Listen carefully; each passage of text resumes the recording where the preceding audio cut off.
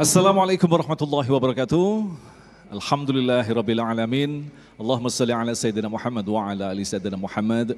Segala puji bagi Allah yang kembali mempertemukan kita dalam majelis Ilmu Damai Nusaku yang kali ini disiarkan secara langsung dari Masjid Al-Fajar Taman Astra Telaga Asih Cikarang Barat.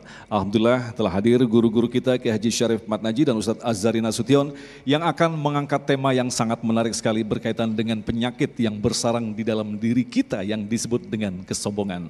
Namun sebelumnya kita akan awali perjumpaan kita dengan memanjatkan doa kepada Allah dikhususkan kepada guru yang kita cintai yang hari ini wafat yaitu Kang Rashid dan beliau adalah merupakan salah satu pemateri daripada Damai Indonesiaku. Kita akan kirimkan Al-Fatihah kepada beliau, mudah-mudahan Allah akan mengampuni segenap dosa-dosanya. Pemirsa, inilah Damai Indonesiaku yang dipersembahkan oleh Sarung Wadimor, tentu sarung kita. Selamat mengikuti, silakan Ustaz. Kita khususkan doa buat guru kita, mudah-mudahan Allah ampuni dosanya, lapangi kuburnya. Ala hadhihi niyah wa ala kulli niyatin salihah wa ila hadratin nabiyir rahmah al-fatihah. A'udzu billahi minasyaitonir rajim. Bismillahirrahmanirrahim. Alhamdulillahirabbil alamin arrahmanir rahim maliki yaumiddin. Iyyaka na'budu wa iyyaka nasta'in. Ihdinas siratal mustaqim siratal ladzina an'amta 'alaihim ghairil maghdubi 'alaihim waladdallin. Qabul. Bapak-bapak, ibu-ibu, assalamualaikum warahmatullahi wabarakatuh.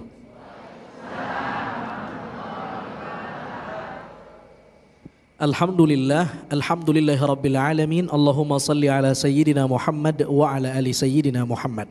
Mas Agung, guru kita Kiai Syarif Matnaji, mudah-mudahan Allah sehatkan wal afiyah. Bapak-bapak, ibu-ibu, jamaah Damai Indonesiaku TV One yang dimuliakan Allah Subhanahu wa taala, kita mau bicara soal bab kesombongan. Di saat yang sama kita diberi informasi tadi sama Mas Agung, ada guru kita yang juga narasumber di program Damai Indonesiaku sudah berpulang ke rahmat Allah insya Allah. Ini menunjukkan bahwa tidak ada yang bisa kita sombongkan. Yang melekat dalam diri kita hanya titipan dan dia akan pulang dan kembali kepada Allah Subhanahu wa taala. Sombong adalah dosa pertama yang diceritakan oleh Al-Quran. Kita kembali ke ayat yang dibacakan oleh Qori tadi. Ada dialog antara Tuhan dengan iblis. Allah bertanya kepada iblis, qala ma mana'aka alla tasjud idh amartuka qala ana khairun minhu. Apa yang membuat kamu tidak mau mengindahkan perintah saya untuk bersujud kepada ciptaan saya Adam alaihissalam? Iblis menjawab, ana khairun minhu, karena saya lebih baik dari Adam. Secara materi penciptaan, khalaqtani min nar wa khalaqtahu min tin. Saya diciptakan dari material api, sementara Adam diciptakan dari material tanah. Saya berdarah biru, Adam itu makhluk rendahan. Lalu Allah Subhanahu wa taala menjawab, mengecam iblis, qala fahbit minha fama yakunu laka an tatakabbara fiha. Turun kamu dari surga wahai iblis. Iblis dideportasi dari surga, padahal dia makhluk yang sudah banyak mendapat kenikmatan ribuan tahun jadi penghuni surga. Hanya karena an tatakabbar, dia merasa besar. Fakhruj innaka minas saghirin, keluar kamu dari surga. Ini bedanya Adam dengan iblis. Nabi Adam alaihi salam cuman disuruh turun, ihbit. Tetapi iblis tidak hanya disuruh turun tapi keluar. Ya kan? Fahbit minha fama yakunu laka an tatakabbar fakhruj, turun dan keluar. Kalau Nabi Adam cuman disuruh turun dari surga. Boleh jadi masih di surga, cuman turun level. Tapi iblis dengan dosa kesombongan tidak hanya turun, disuruh keluar dari surga.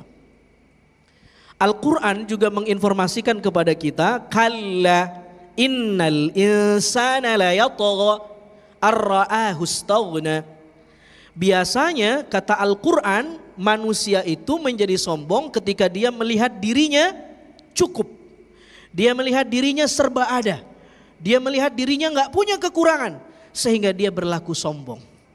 Karena itu para imam sufi Imam Al-Ghazali misalnya mengatakan ada tips kalau kita mau mengkerangkeng potensi sombong kita. Bagaimana caranya? Kata Imam Al-Ghazali, jangan pernah merasa lebih baik daripada orang. Betul nggak kira-kira? Bu, mana lebih baik kita atau orang? Kata Al-Ghazali, jangan pernah merasa lebih baik dari orang. Ketika kamu bertemu dengan seorang yang lebih muda dari kamu, kata Imam Al-Ghazali, orang ini tidak lebih tua dari saya karena itu pahalanya lebih banyak, karena potensi saya berbuat dosa jauh lebih lama, umur saya lebih tua dari dia. Ketika ketemu dengan orang yang lebih tua, kata Imam Al-Ghazali mengatakan, orang ini pasti lebih mulia dari saya karena dia lebih duluan sholat, puasa daripada saya. Umur saya masih 25 tahun, umur orang ini 50 tahun, berarti sudah lebih lama sholatnya. Ketika bertemu dengan orang yang alim, kata Imam Al-Ghazali, la syakka annahu khairun minni. Ini gak diragukan lagi, pasti dia lebih baik dari saya. Kenapa? Dia sholat dengan ilmu, zakat dengan ilmu, puasa dengan ilmu. Sementara saya sholat gerakannya, bacaannya cuma ikut-ikutan, bukan tanpa ilmu. Ketika bertemu dengan orang yang bodoh, jangan merasa lebih baik. La syakka annahu khairun minni, kata Al-Ghazali. Orang ini tentu lebih baik dari saya karena betapapun dia tidak lebih tahu dari saya, tapi ketidaktahuannya itulah yang membuat dia salah. Sementara saya berbuat salah karena saya tahu. Jadi Imam Al-Ghazali melatih kita. Bahkan terakhir kata Imam Al-Ghazali, kalau ketemu dengan orang non-muslim yang dia belum syahadat, Imam Al-Ghazali bilang, fala syakka annahu khairun minni. Boleh jadi dia lebih baik dari saya. Kenapa? Orang ini mungkin belum dapat hidayah, saya dapat hidayah, tapi ujung nyawanya kita nggak tahu dia mati dalam keadaan Islam atau keluar dari Islam. Jadi ini cara yang diberikan Imam Al-Ghazali, jangan pernah merasa lebih baik dari orang. Kita kebalik, ketemu sama yang muda, tahu apaan sih lu tong? Gua nih tuaan nih, duluan gua ngaji, duluan gua taklim, ya bu ya? Ketemu sama yang lebih tua, alah masa mudanya gak kenal masjid, tua aja ke masjid baru. Salah mulu orang. Ya Allah, ketemu sama orang yang lebih tidak pintar dari kita, kita bilang, itu gimana nih, min ahlin nar. Ini sholatnya amburadul nih, gak pakai ilmu. Saya lebih baik, lebih khusyuk.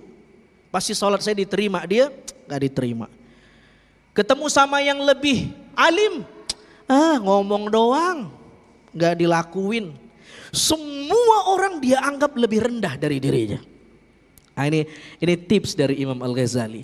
Ada tips yang kedua, kata para ulama sufi, supaya kita tidak sombong, aplikasikan makna ihsan dalam diri kita. Kenapa orang kiber, kenapa orang sombong, kenapa orang takabur merasa besar? Karena dia merasa ada. Nabi mengajarkan ihsan itu maknanya adalah anta'budallaha ka'annaka tarahu fa illam takun tarahu fa innahu yaraka. Kamu membayangkan bahwa kamu melihat Allah, jika tidak bisa ketahui bahwa Allah melihat kamu. Ini gimana caranya ini? Gimana caranya kita bisa melihat, bagaimana caranya kita merasakan kehadiran Allah? Dijelaskan sama Ibn Arabi. Kata Ibn Arabi, caranya adalah anta'budallaha ka'annaka tarah. Fa illam takun tarahu. Kalau kamu berhasil membayangkan diri kamu gak ada apa-apanya, tarahu, kamu pasti bisa merasakan kehadiran Allah. Kenapa kita terhijab? Kenapa kita gak bisa merasakan kehadiran Allah? Karena kita gak merasa kehadiran Allah, kita merasa hanya kita yang ada. Kita sholat takbir, Allahu Akbar, tapi di belakang takbir kita ada aku yang lebih besar. Itu karena kita masih merasa ada. Kata Ibn Arabi, fa illam takun tarahu. Kalau kamu sudah berhasil membuat diri kamu nggak ada, sirna tarohu. Kamu pasti merasakan kehadiran Allah Subhanahu wa taala. Saudara yang dimuliakan Allah Subhanahu wa taala, inilah yang tidak dirasakan Fir'aun. Inilah yang nggak dirasakan sama Qarun. Qarun dengan kekayaannya dia merasa cukup sehingga dia sombong. Fir'aun dengan powernya dia merasa hebat, dia sombong. Kaum Ad dan Thamud teknokrat, punya ilmu, mampu mengembangkan teknologi di masanya, tapi sombong. Semuanya dihancurkan oleh Allah Subhanahu wa taala. Dan lihat semua ibadah dalam Islam, coba perhatikan. Salat, kita masuk Masjid Al-Fajar. Tidak ada kelas 1 di masjid. Semuanya boleh di saf awal. Betul? Meskipun ada akhlak di sana. Oh, Nabi nyuruh di saf pertama nih, saya di belakang imam deh. Ini gak punya akhlak nih. Ente berilmu gak? Kalau imamnya batal bisa gantiin gak? Kalau gak bisa jangan dulu, tunggu yang alim datang. Ya. Lihat haji. Haji mengajarkan kita menanggalkan atribut pakaian. Kita ganti dengan ihram. Menunjukkan semua sama. Baju kan jadi status sosial nih Bu. Dengan baju kan orang bisa mendikte kelas sosial kita di mana. Jangankan baju, tas. Ibu-ibu tasnya merek apa Bu? Nggak boleh disebutin Bu. Ya, atribut dalam haji kita diajak meninggalkan atribut, memakai ihram. Karena itu kata Dr. Usman Najati, salah seorang psikolog muslim asal Mesir, dalam Al-Quran wa ilmun nafas, dia bilang ibadah-ibadah dalam Islam itu melatih kita untuk membuang rasa superioritas, rasa bahwa kita lebih baik dari orang. Dan ibadah itu mengajarkan betapa Islam itu egalitarianisme, semuanya sama. Luar biasa itu. Yang membedakan kita adalah ketakwaan kita kepada Allah Subhanahu wa taala. Wallahu taala alam.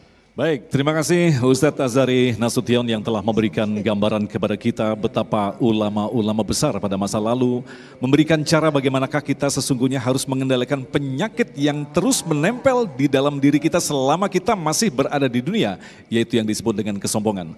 Dan dalam segmentasi selanjutnya nanti Kiai Syarif Madaji akan memberikan gambaran kepada kita akan mencoba untuk membedah anatomi dari penyakit sombong yang ternyata akan menjatuhkan kita sendiri. Tentunya masih bersama kami, Damai Indonesiaku.